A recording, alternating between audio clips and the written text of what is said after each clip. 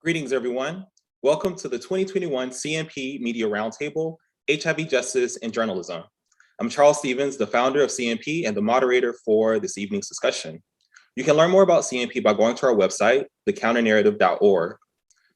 The role of journalists and storytellers in the HIV justice movement has always been critical. Journalists, storytellers, and media makers not only depict and report on crucial information and provide important analysis, but they also shape public memory. Black journalists, writers, and cultural critics are uniquely positioned in the HIV justice movement to help us make the needed connections between HIV and racial justice. I am pleased this evening to moderate a discussion with three writers who have used their various platforms to elevate and amplify how HIV is a racial justice issue. But before I introduce the panelists, I want to give a special thanks to our program sponsor and funder, PEN America, and William Johnson for your incredible support. This evening would not be possible without your belief in our work. Our panelists this evening include Gracie Bond-Staples, an award-winning features writer and columnist with more than 40 years of experience writing for daily newspapers. Before retiring early this year, she spent the last 20 years at the Atlanta Journal-Constitution, producing high-impact narratives and the twice-weekly This Life with Gracie column, offering her perspective on various lifestyle issues and introducing people making a positive impact on their communities. Craig Washington, a writer and social worker who has written extensively on matters essential to Black LGBTQ and HIV positive people for TheBody.com, Huffington Post, The Atlanta Voice, Georgia Voice, Pause.com, Atlanta Magazine, The Advocate, and various anthologies, including Black Gay Genius answering Joseph Beam's call. And Stephen Hicks, a writer and public health advocate with a background in sexual health and harm reduction and the 2021 CNP Narrative Justice Fellow. Each of them will read an excerpt from their work, followed by questions from myself, and then I'll invite you, our audience, to pose your questions. Without further ado, we'll start with Gracie. Hey, Gracie. Hey, Charles. Okay, so I'm reading from the series that I wrote back in 2017. The AIDS epidemic was already in full bloom the year Duncan Teague moved to Atlanta. It was 1985. 4 years earlier, the disease didn't even have a name. Now it was considered the leading cause of death among single middle-aged men. The spread had become so fierce, in fact, scientists and public health authorities feared the disease could impact millions before a vaccine could be found. Until then, Teague, then 24 and openly gay, had been watching the epidemic unfold on the Phil Donahue show. In my head, it was still coastal, and I suppose I thought there were some Black people who had it, but we had it on lockdown, he said. We really weren't talking about it. 22 years later, judging from the stats, it's still as though nobody was talking about it. If current rates persist, 1 in 2 Black men who engage in homosexual activities will receive a HIV diagnosis in the United States during their lifetime. By contrast, 1 in 11 white men and 1 in 4 Latino men who engage in homosexual activity in the US will be diagnosed with HIV, according to the Centers for Disease Control and Prevention. I've been watching those numbers skyrocket since I was a cub reporter at the Sacramento Bee, but it wasn't until a close friend's son died of AIDS that I had a personal connection to them. So what happened to Black gay men? Didn't they watch the news? Were they deliberately ignoring the warnings? Were the rest of us ignoring them? Were our schools providing evidence-based sex education programs that included LGBTQ couples? Were Black families talking about sexuality? Would it help if they did? Of all the questions I had, only one held sway. Why, when rates for all other groups have decreased, are Black gay men disproportionately represented in an epidemic that was once considered a white gay male disease? As reporters, we're taught to ask questions to experience, but experience has taught me the answers depend on who you ask. I personally was done with so-called experts of mining the stats. I learned a long time ago numbers have names, that they breathe, take up causes, and love. And so over the next week, you will hear from the 5 Black gay men, including 2 who are HIV positive, who not only shared their personal stories, but their perspectives on why the epidemic has continued so long and why no one seems to care.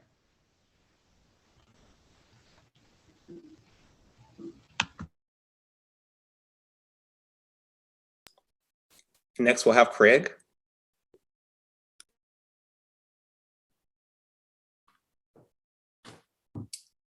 This is from my piece, Weaponizing My Sex, how a consensual encounter flirted with a felony. We met at a friend's Super Bowl party more than 10 years ago. We hooked up one time only, a few weeks after the party. Minutes after we got inside, we started kissing and groping. Knowing I wanted to get naked, I asked for a pause, and I told him I was HIV positive.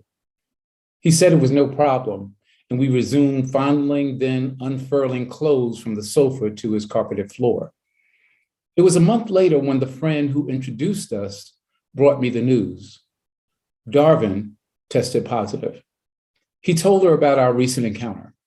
She assured me that Darvin had not mentioned any suspicion that I might have infected him through our interaction. I felt my heartbeat quickening, my head growing heavy and hot. I began replaying our session in my head, scanning for risks taken. I knew I had penetrated him for a few seconds, but I did not come inside him. I reminded myself that my viral load was undetectable. Besides, I reasoned that I was probably not his first or sole HIV positive partner. But I knew enough to know that none of this could shield me from repercussions, whether or not they were deserved. By 2007, I had been HIV positive for 22 years. I had spent the past 13 years working as an AIDS educator and activist. Knowing about HIV criminalization was a matter of course for my profession and my protection. I knew that neither actual transmission nor intent to transmit were needed for me to be prosecuted should my date allege that I had sex with him without sharing my HIV status. Darvin was now positive. Would he falsely accuse me even though I probably did not infect him? My only defense under Georgia law would have been a disclosure that I could actually prove. I had no such documentation, no recording, no received text or signed letter showing that I told him before we did the consensual do. I realized that none of my actions that night and none of my AIDS activism over the years would keep me from going to jail and being branded a sex offender. My public image as an openly HIV positive Black gay figure developed through years of dedicated work would not meet the standard for disclosure. If you are HIV positive, neither your silence nor your undocumented divulgence will protect you from criminal prosecution or jail time. I could be arrested at the whim of a disgruntled sex partner whom I never bothered to call for a second date.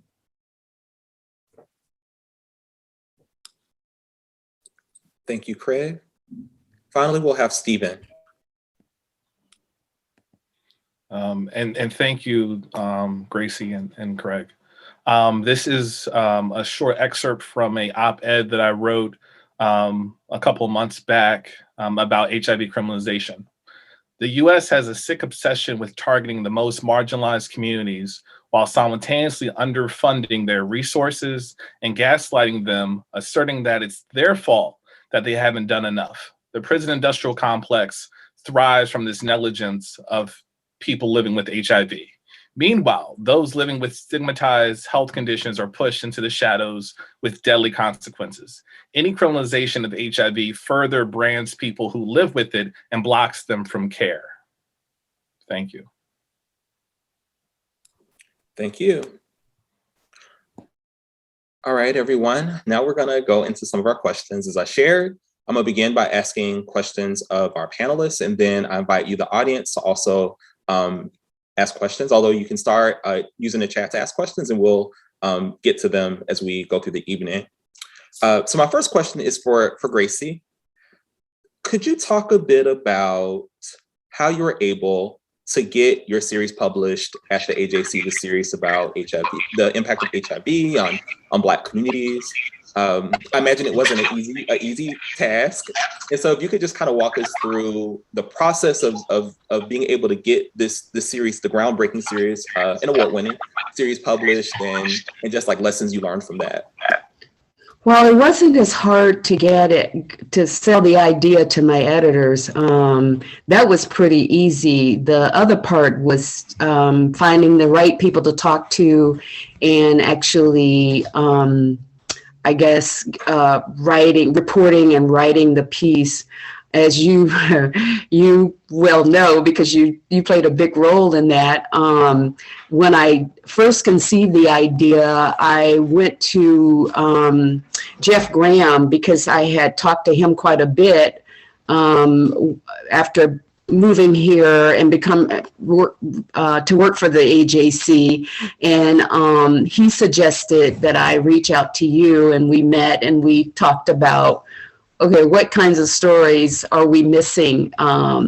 It just sort of went from there. The only thing that was difficult was figuring out what pieces of the story that I got from each of you, yourself, Craig Washington, Duncan Teague, and a couple of other people, what parts of those stories fit into the story that I was trying to tell. So it was really very easy in the AJC. I mean, it was easier than talking about Black families, if you can believe that. I had tried before to write stories about just African-American families and how to humanize them. I got nowhere, but with the HIV/AIDS piece, it was really the idea. I sold it. It was pretty easy. The hard part was writing it and reporting it at the same time that I kept up my other duties, which was to write columns for the AJC. So I don't know if that answers your question, but. No, absolutely. I did have one question I wanted to ask a bit out of order, and this can really be for each of you, if you would like to chime in. And also, if folks in the audience, if you want to chime in the chat, feel free. But do you have advice for pitching stories about how HIV impacts particularly Black communities? If you have advice for either freelancers or working journalists or just even community members that might want to pitch stories to publications, particularly, sort of mainstream publications. And I know each of you have some experience with that. If you would like to weigh in and just offer any advice to our audience about how to do that. The one thing that I would tell people to do, Charles, is if you're going to pitch a story, do some reporting before. If you've got just a kernel of an idea, I would do some reporting before I actually went to my editor and told him or her what I was thinking about doing. Because that kind of, you could have an idea, but you don't really know, you haven't really formulated it in your mind until you've actually done some reporting. So I think that some pre-reporting is very important. Craig or Stephen, did you have thoughts about this? Yeah, I was thinking, first thing that came to mind, and thank you, Gracie, for that, just being well informed, but also, in terms of your selecting a story that you have passion about, something that you have a connection to, because that'll come through, that'll transmit, and you'll be inspired. And because of your connection, I would say still, as you mentioned, Gracie, research it, but also express that and think about who you're pitching it to. And then I think that could be easier for you to make the argument for why they should pick it up. Who amongst their readership, for whom, being able to present why this would be relevant to their readership, but definitely bring your passion to it. Yeah, I would echo those 2 points. For me, something that I do personally, if I'm reading a publication and a reporter, read the byline and see the reporter's name, if I like the article, I like the subject matter, something that intrigues me, I usually will follow them on Twitter. Twitter allows us to have some more personal interactions with folks rather than just publication dates. So I just want to see what they're up to as far as what other reporting topics they have, and just talk them up, see if I can build some rapport with them on like a reporter standpoint, and then maybe ask them questions, do some reporting, ask them the name of their editor, some pointers in pitching a story, and also to see if that publication has the capacity to care for the story that I'm going to be pitching. Because we're talking about HIV, we're talking about folks, we're talking about Black folks. So I want to make sure that whoever is the editor, they can care for the publication, it can go out, and I can feel comfortable knowing that sources trusted me with that information. If I could just take off my moderator hat for a minute. I just wanted to share a story. This is actually not so much advice. You probably shouldn't do this, but a story of my getting an opportunity, sort of pitching a story, but not really pitching it. So several years ago, this is even before Gracie's series, I was just at the Philip Roth Center, which is Atlanta LGBT shared office space for nonprofits. And I was there for a meeting or something. And I found out that Creative Loafing, which was, or is rather, it used to be it's sort of like an alternative weekly in Atlanta. And they were doing a series on HIV and how it impacts Black folks. And this is like maybe 2015 or something. And it was interesting to me because none of the folks I knew or worked with or collaborated with had been contacted. I mean, we knew this was going to happen, but the reporter wasn't. I had some questions about the reporting before it'd even been published. I just heard about it. And so I ran into the journalist at the center and I gave him a piece of my mind about what he ought not do and better not do and what I better not see and it better not be stigmatized. Like I gave him a piece of my mind. He was like, well, why don't you write an op-ed? And I was like, oh, sure, okay. But I don't recommend for people to argue with, well, maybe actually, you might need to argue with folks, and sort of lean into the brave space. But that was me getting probably like my first op-ed published in Creative Loafing, which was a publication I admired quite a bit. Still an amazing publication. So I just wanted to share that. All right, Craig, my next question is for you. I really appreciate you sharing your story with us. And, certainly I've always been a huge fan of your writing, but I was wondering if you could just share with our audience, like, what was your journey like to writing Weaponizing My Sex? Like, what was your journey to publishing? What made you want to share something that I think is, so important, but also it felt like a very vulnerable piece, and just the feelings you had around it, your process, you just share with us about it.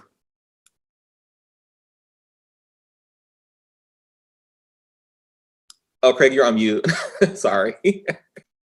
I'm good for that. It's just a juicy question. So you got me in my head, my headspace. So I want to thank you, Charles, first of all, because I talked to you about this concept and you had encouraged me to go, and you've done that once before, to go to the personal. I've disclosed certainly and written some very personal pieces. But this one, I remember you gave me a nudge around that. And then Darian, the editor at The Reckoning, which is where the piece is published, came up with that wonderful title. So that being said, I thought that it was really important because I had the experience of absorbing the very threat of HIV criminalization, of actually being possibly prosecuted in jail, given that I didn't have any further contact with a brother that I spoke to in this piece. And I think it's really essential. I thought it's essential for me, particularly in my role, not only as a writer, but a longtime activist and AIDS worker, to present myself as a sexual being, a sexual HIV positive Black gay man who is nevertheless vulnerable to the reach of this toxic law. So I was inspired to do that and tell my story and add to the canon in terms of HIV pos folks telling their story. We embody a lot of that history, those of us that were there when those policies were first enacted. So I thought it was a great opportunity to speak to that. Thank you. Mhm. My next question is for Stephen. Stephen, could you just talk a bit about the role that you see Black writers playing in responding to HIV stigma and injustice? Thank you for the question. I believe that for me, I feel like I'm coming from a tradition of other Black writers. And so I know I'm not the only one. And so I just take the example from others. So for instance, when I was writing for The Body, and I still do occasionally, but for about 2 or 3 years, I was writing under the guidance of King and Pharaoh. And when I would turn in a draft, I knew that it had to be a high level, it had to be a high caliber. But I also know that my editor King would push back and challenge me to go further in depth. And I think the responsibility of a Black writer is to make sure that I'm providing as much context as possible, from the historical to the contemporary, while also making sure that the folks that I'm featuring get the opportunity to be fully human. And so they're not siloed, they're not put in one box, they're not one dimensional, but making sure that if I'm writing, I feel like we're doing this work of accountability. I want to make sure you're human, so I bring my humanity to the writing, so your humanity is also shown. And I believe that is a part of the context. I think it's also the responsibility that my own personal life, I'm intersecting and navigating with all of these systems of oppression, just like, or not just like, but in many ways similarly to the people I'm writing about. And so I feel like if I know better, I should do better. So I want to make sure that I'm also providing that context in the stories that I'm writing. So if I'm writing about someone who has a felony, well, I'm like, oh, I got some relatives with felonies, so it's not so distant. If we're talking about housing, I'm like, I have friends right now for Giving Tuesday that I'm going to give money to directly for their own housing. So these concepts, these systems of oppression are not foreign and they're not abstract. So I want to make sure that they are rooted in reality in my writing. Thank you. I see questions starting to pour in. Folks, feel free to ask questions. Also, feel free to chime in and weigh in. I mean, I really see this space, the CNP Media Roundtable, as being a think tank, and each of you, even from audience, our panelists, I believe, have something important to share. So, if you've had experience, feel free to weigh in. But one of our questions I want to get at is, what can national, regional news outlets do to improve their coverage of issues related to HIV in the Black community? What can national and regional news outlets do to improve their coverage of issues related to HIV in the Black community? And that question's for whoever wants to answer it. Oh, Gracie, I thought you were going to go. The first thing that came to mind is that there needs to be some conversations, some intentional dialogue with Black people, particularly Black writers, Black community activists, organizers who are engaged in this work, to give the input, to get some ideas, to be open to getting feedback about story ideas, not just covering that superficial coverage around statistics or spikes, talking about patterns, talking about actual successes or innovative strategies and forms of community engagement, but that they invest in having the conversations and so they make informed choices about the writers that they're publishing. Also to do that internal check about, well, who's on their staff, and to what extent is there representation of Black people and Black writers, essentially, and who's making those decisions about what stories get edited, right? I cannot disagree. I will say, however, that, it's just not enough to have African Americans on your staff or even gay people on your staff, because, I was one of probably half a dozen or a dozen Black reporters, and I was probably the only one that was interested in covering issues even related to the gay community. I will also say that about there were at least a half a dozen gay men and women on the staff, and I always wondered why they never told those stories. I rather doubt that they ever pitched a story to an editor. So so what I'm going to say, I know the media gets blamed for a lot of stuff, but I think it's really incumbent upon the community to reach out. Looks like Gracie might have frozen a little bit. While she gets back to us, I'm gonna keep it moving. I see a lot of, Gracie, are you back? Okay. I see a lot of comments in the chat. I hear, thank you, great advice. Kenyon is a legend. Kenyon absolutely is a legend. Donna, hey Donna. Donna says, I keep telling Craig that he needs to publish his collected works on this issue and others. Perhaps y'all have ideas about how he can make that happen. So there's one endorsement for Craig to publish his collected works. I think the question is, how can the community raise money to give Craig a fellowship so he can take time out and actually be able to do it? Gracie, are you back? Yeah, I'm sorry. Did I go mute or just off? You kind of froze a little bit, but I'm glad you're back. So you're just making a point about. Yeah, I just think that you have to really reach out to the newspaper, because you can't just assume that just because they have Black folks on staff and gay people on staff that they're going to care about the issues that are important to that community. It just doesn't work like that anymore. Thank you for that. Yeah. Question. What recommendations would you offer in the promotion and the use of PrEP for Black men? And Craig, I'm gonna throw that to you if it's okay.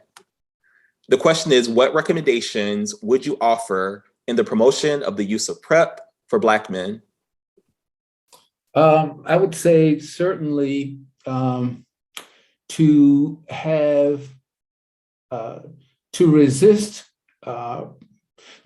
having a monolithic framing of Black queer men.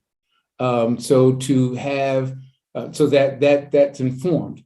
And so if you're promoting that effectively, then it needs to reach different communities and different identities within the so-called the population, if you will, of Black queer men, so that it's intergenerational.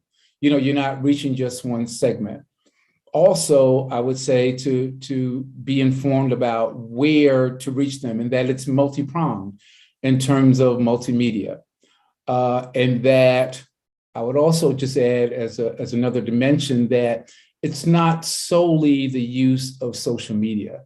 I think social media is great. I think at the same time, it cannot replace, if they have the capacity in terms of working with organizations that have the relationships and have the trust of Black queer men and Black queer communities, that they're in on the development of such programming and such marketing, and that they actually reach people in more personal, intimate ways.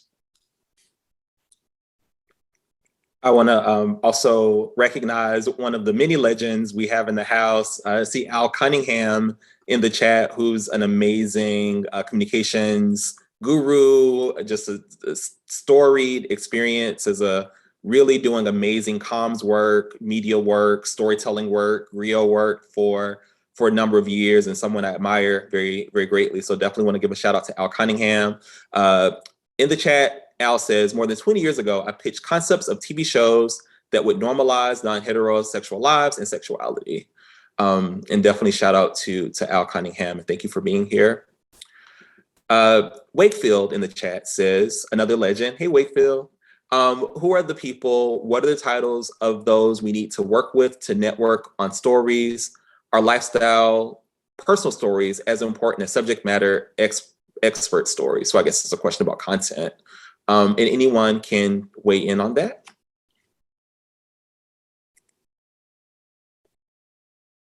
Well, I've been gone from the AJC for almost a year now, so I don't know who's in place there necessarily, but I would start with Kevin Riley, who is the editor of the Atlanta Journal-Constitution. After that, I would reach out to Janelle Davis. She was my editor just before I left the paper. She's in charge of like the Sunday living section.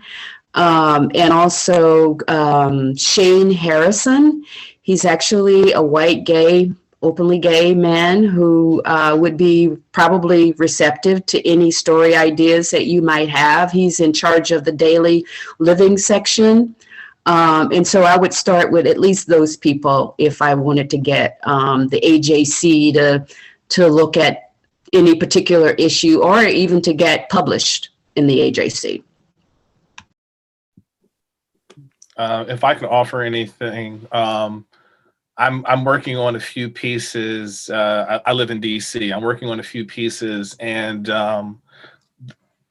often the folks I'm writing about are queer or members of the LGBTQ community. And so often it's like there's the identity, yes, but it's also what they were known for or what they do on the daily. So sometimes I may not be able to find a person on a staff of a newspaper or publication that focuses on Black gay folks or Black queer folks, but someone who may focus on dance. So then I'm going to go to the person who has a specialty in dance and say, hey, I had this story about a dancer.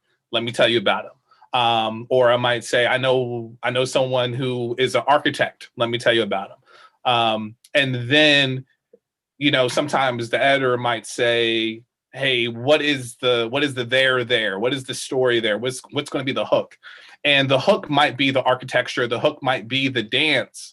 But as you're reading it, and of course you might have some photos along with the story, you're going to tell the full story of that person, which will also include that they're Black and that they're queer.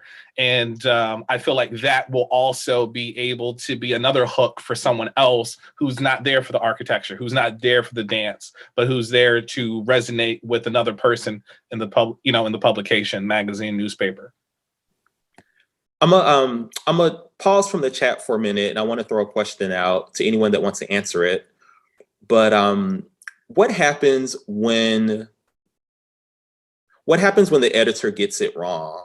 So like, let's say I contact the right people and I submit my op-ed and they accept my op-ed or my piece, but they might give it a really awful title and it might be really stigmatizing, or they might make some edits to the story that, as Stephen shares with us, and Craig, they end up dehumanizing the topic, but they just mess it up essentially. So I'm all excited about the piece that I have, and I'm ready to put it out on Twitter and blast it across the world. But the piece that I submitted looks different than what they did to it. What can I do, particularly if they end up sort of editing Stigma into the piece, if that makes sense? Charles, you're killing me softly. So I have a recent experience. I wrote an opinion piece called "Held Together," and it was named. The title was inspired by a quote from James Baldwin, and it was about the alarming level of femphobia, and I would say just general negative self-perceptions and internalized stigma among Black queer men. And I put a lot of my heart and soul in that piece. That's a very special piece for me, because I wrote it as much for myself as for community, so to speak. And I spoke to the power of a collective of Black queer men and our allies, like, say, a Gracie, who hold together our world, who hold together goodness, who hold together courage for us. And they retitled it, and that's where I learned the term clickbait. They retitled it "Fear of a Queenie Bottom, Held Together," and it had a subtitle, to speak more to what it addressed, and it's "Fear of a Queenie Bottom."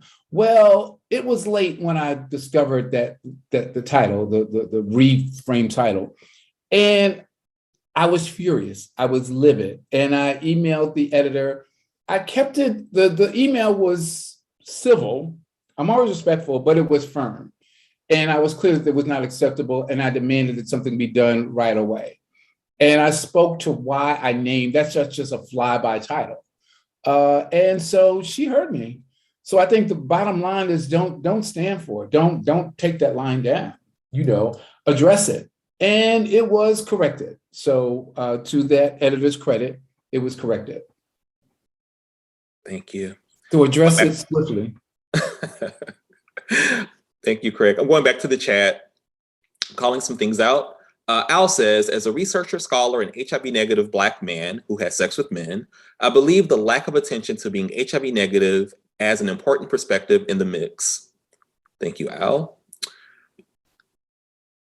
And I see Johnny saying, Gracie, I'm forever grateful to you. You wrote about my artistic work to close out 2018 for the AJC with interest and care. So honored. Okay, and I'm going, there's a question from Donna.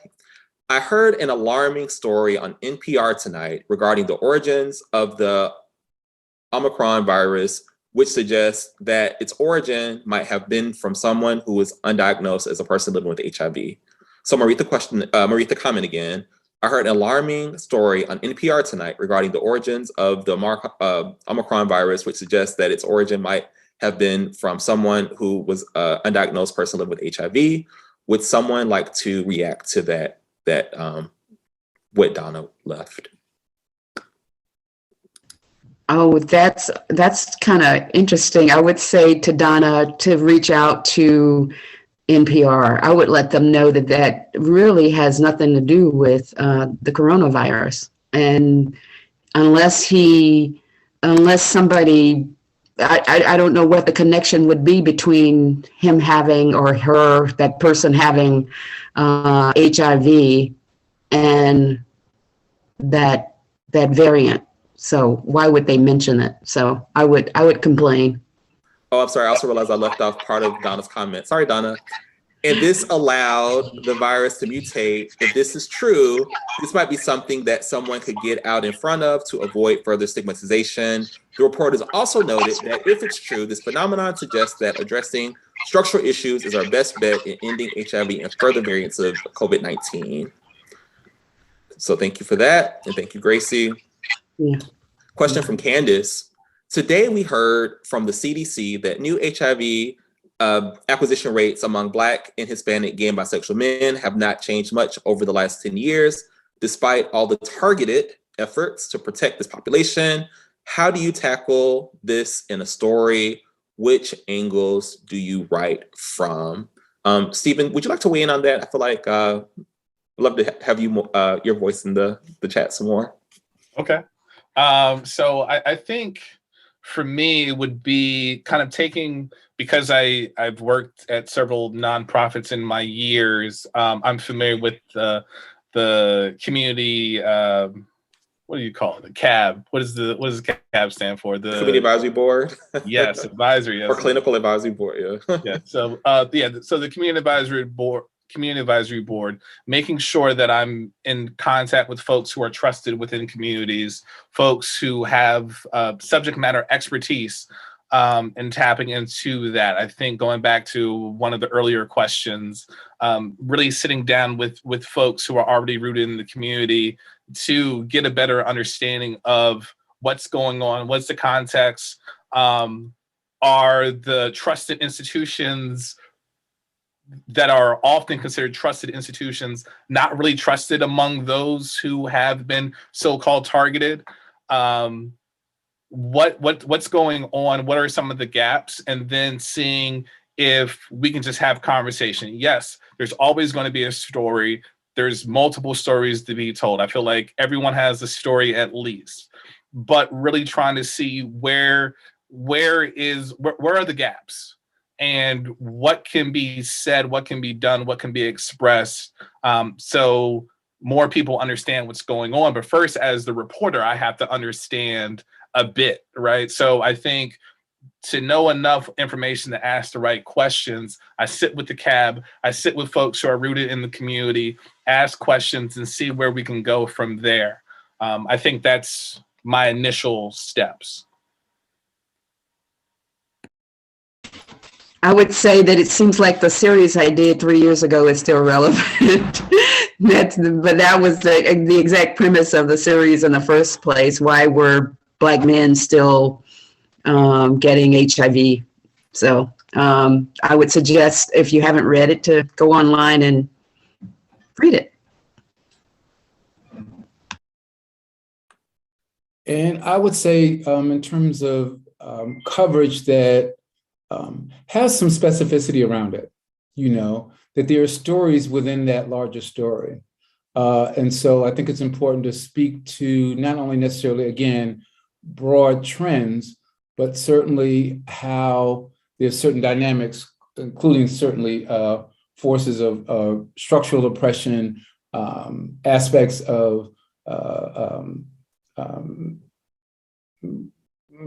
factors that impact our physical, emotional, mental health, as well as our environment, that continually render us vulnerable, that continually traumatize Black and brown queer folks, or certainly and others that are sorely burdened with HIV, and then have those specific stories. And as I mentioned earlier, I think what should coincide is if there are organizations or initiatives that, on the level of not only services but also policy and advocacy, that are doing some innovative work to cover that, so that we're not just talking about the ills or the gaps. So we're also talking about promising strategies that may have an impact, that merit more exposure and more visibility. This question really is for sort of everyone. So folks in the chat, I invite you to weigh in, but who are some journalists, particularly Black journalists, that you think are really, really excellent writers, particularly talking about HIV and how it impacts Black communities? Who are some folks? I mean, we've talked a bit about like people that get when folks get it wrong, but are there writers? They don't have to be like full-time journalists, but just writers or folks that have in the media that really get it, that really do some great work in that realm. And for me, I think about folks like Olivia Ford, who I admire very much. We talked about Kenyon Farrell. He's someone that many of us admires, but if folks just want to share out like people that really that inspire them or that have had a great impact, please feel free to share in the chat. Or folks on the panel would also like to share out, feel free.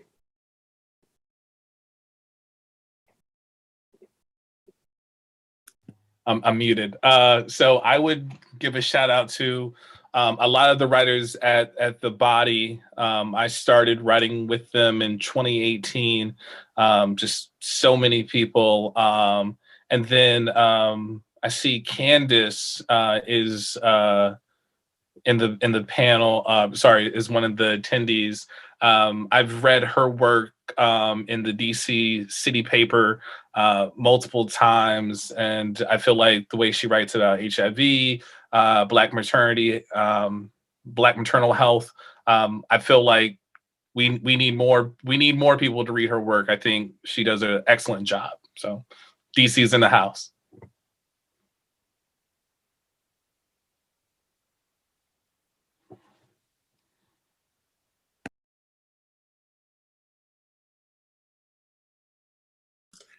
Awesome. Thank you for that. Thank you so much for that. I guess as we are getting close to time, I would love to just hear about what are some of the stories that you have brewing? What are some stories that you're thinking about, that you want to tell, that you're contemplating, you're brainstorming, like what? So 2022, what are some stories that we might be able to expect to hear from y'all? Charles, as you know, I'm retired. Yeah, but we try to get you back. I did do a story recently for the AJC related to HIV/AIDS, but I don't have any stories planned in the very near future. I mean, I'm open to any suggestions from anybody, always, but if you can't get something in the paper and you're really interested in having that story being told, I'm open to any suggestions. Cool. I've got one for you, Gracie. Although, well, maybe we could do it jointly. But I've had a longstanding appreciation, admiration, and curiosity about how to speak to the allyship between Black gay men and Black women, and how collaboratively we have taken the mantle in terms of building Black AIDS movement. Yeah, and there was a recent piece, I think I did a piece about the 30th anniversary of the Magic Johnson disclosure, where I made the parallel with again Black queer men and Black women being collaborators. I was going to say playfully co-conspirators, but certainly collaborators in building and running the Black churches. I'm not saying the Black church like every place of worship, but there's clearly a connection. There is an association there. So yeah, I want to somehow want to find a way to speak. And there's a story within that that's more specific, but that's been brewing for me. What also, a couple of things you talk about, it's come back and, it's come up before, just the use of disclosure and personal stories.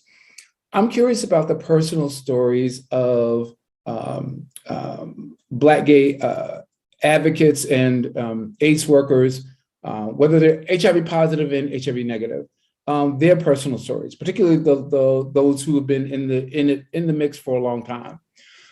I'm curious about the connection between, say, the holding up what Black millennials and relatively younger Black folks that are, again, engaged in AIDS activism and work, what lessons they've learned, how they may have been informed, exposed to that first generation. Charles, what you once coined as that great generation. So Marlon Riz, Exit Sinful, Lasato Saint. And looking at some of the parallels within that lineage. I'm curious about drawing that line and that connection. Yeah. As the CMP Narrative Justice Fellow, I am focused on several articles, pieces, and opinion pieces about HIV criminalization. So I think going into the new year, I want to focus more on HIV criminalization, especially in the South, and making sure that I'm telling stories that aren't myopic, making sure that they have richness to them, whether they have intersections with other parts. So thinking about the intersection of HIV criminalization as well as sex work criminalization and what to do to combat that. And then thinking about folks of the trans experience.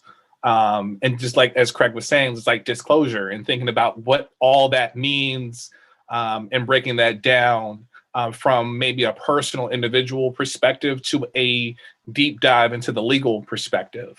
I really want to focus more on that. So I think that's what's going to be coming up in the near future. Stephen, related, we'd like to direct a question to you from our chat. How can we better serve the transgender community with our reporting? I feel like we could be doing so much more to support them. Have any of you spent much time researching their needs?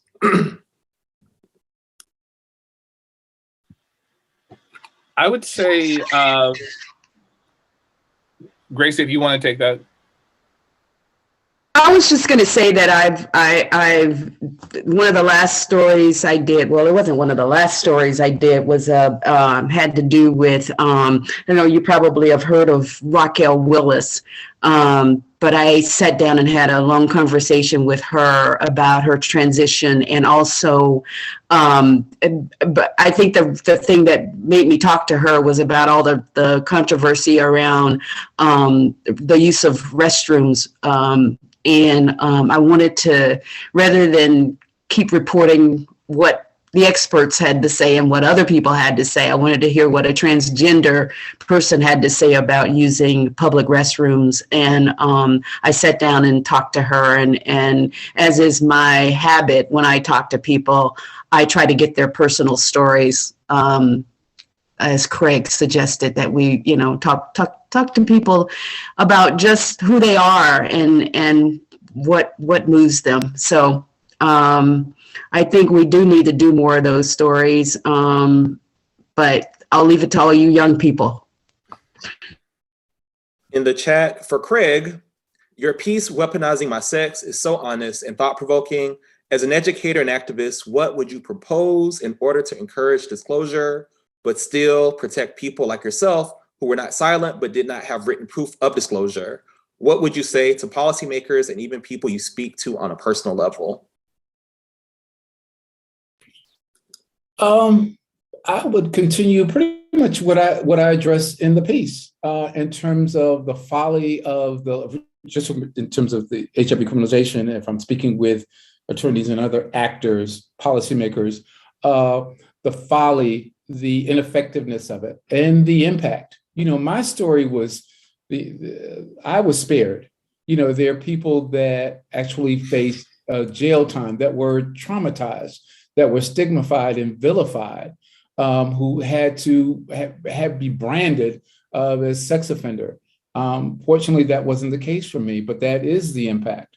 And so I would speak to, and there is work that's being done to reform as well as eradicate HIV criminalization. So in Georgia, there's the SB 164, an effort that hopefully may pass in the Senate this next session, that seeks to reform and take some of the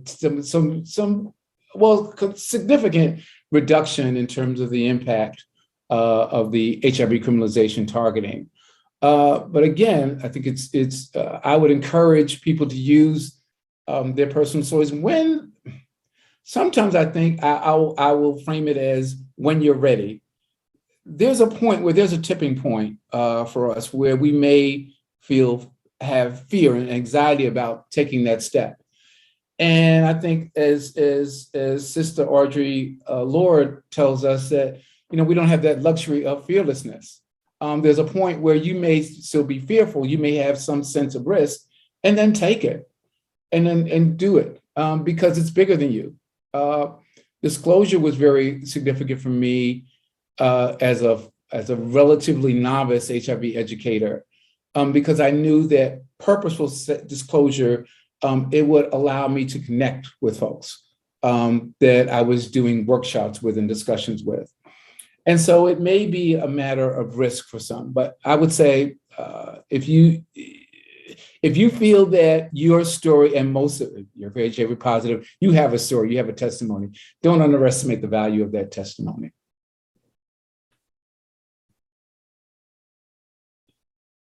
Thank you, Craig.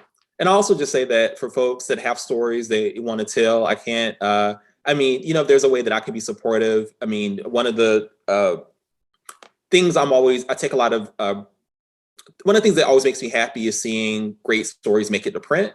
And so, in the audience, if you have a story that you would like to, particularly as it relates to the impact of HIV on Black communities that you would like to get published, feel free to shoot me an email. Maybe we could talk about it. I'm not a publisher. I don't have all the relationships. I probably can't get you in the New York Times or anything like that. But I really will try hard to use whatever platforms or folks that have relationships to kind of help give life to your publication. And we at the CNP team definitely would. So feel free to reach out to us if you have a piece you want to get published or something or idea you have. We'd love to help it manifest. Final question. What can you do as a writer to bring visibility to the continued impact of HIV cases, especially with young and older men of color? What can you do as a writer to bring visibility to the continued impact of HIV cases, especially with young and older men of color?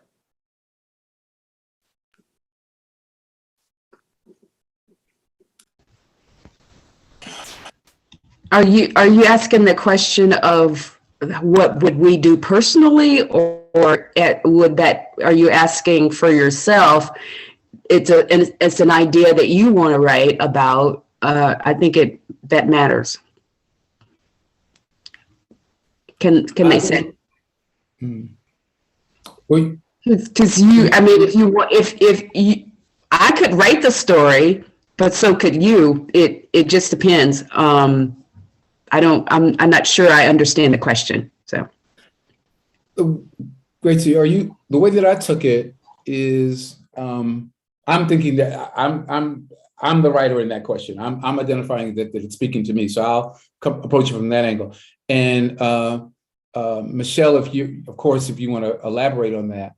And what I would, the first thing that comes to mind for me is making room to have the voices. So those younger and older men of color, those who write, that we encourage and we support their voices. So writing about them, but also broadening the circle and encouraging and supporting writing as a tool of advocacy, as well as as self-determination for younger and older men, and also have stories that help develop stories, whether I'm writing them or I'm encouraging other people to write them or collaborating with them, that have an intergenerational pitch. Thank you for that. Finally, if you could let folks know how they can get in touch with you if they want to reach out or talk some more, or learn more about your work.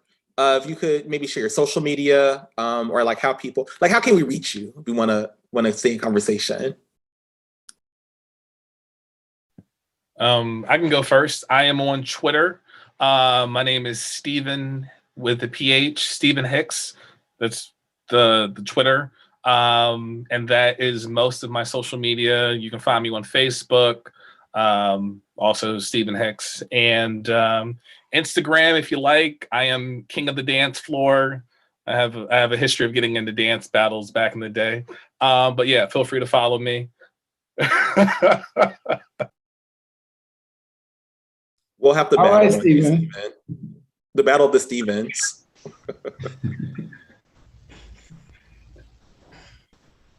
I'm also on Twitter, Craig Works, and I'm on Instagram as well. So I'll write that there.